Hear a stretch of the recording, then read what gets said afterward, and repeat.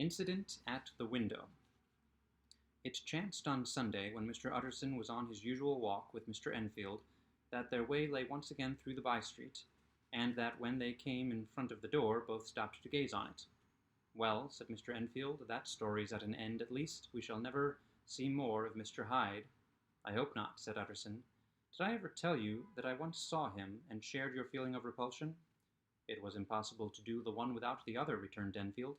"And by the way, what an ass you must have thought me not to know that this was a back way to Dr. Jekyll's.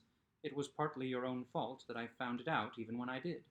"So you found it out, did you?" said Utterson. "But if that be so, we may step into the court and take a look at the windows.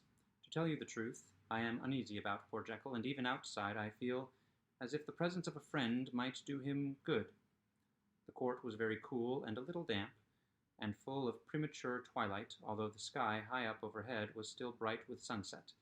The middle one of the three windows was halfway open, and sitting close beside it, taking the air with an infinite sadness of mien, was like some disconsolate prisoner. Utterson saw Dr. Jekyll. "What, Jekyll!" he cried. "I trust you are better." "I am very low, Utterson," replied the doctor drearily, "very low. It will not last long, thank God." "You stay too much indoors," said the lawyer. "You should be out, whipping up the circulation like Mr. Enfield and me. This is my cousin. Mr. Enfield, Dr. Jekyll. Come now, get your hat and take a quick turn with us." "You are very good," sighed the other. "I should like to very much, but no, it is quite impossible. I dare not. But indeed, Utterson, I am very glad to see you. This is really a great pleasure. I would ask you and Mr. Enfield up, but the place is really not fit."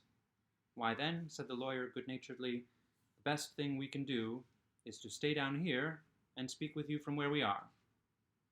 "That is just what I was about to venture to propose," returned the doctor, with a smile, but the words were hardly uttered before the smile was struck out of his face and succeeded by an expression of such abject terror and despair as froze the very blood of the two gentlemen below.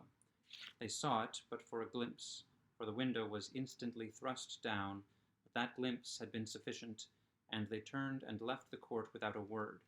In silence, too, they traversed the by-street, and it was not until they had come into a neighboring thoroughfare, where even upon a Sunday there were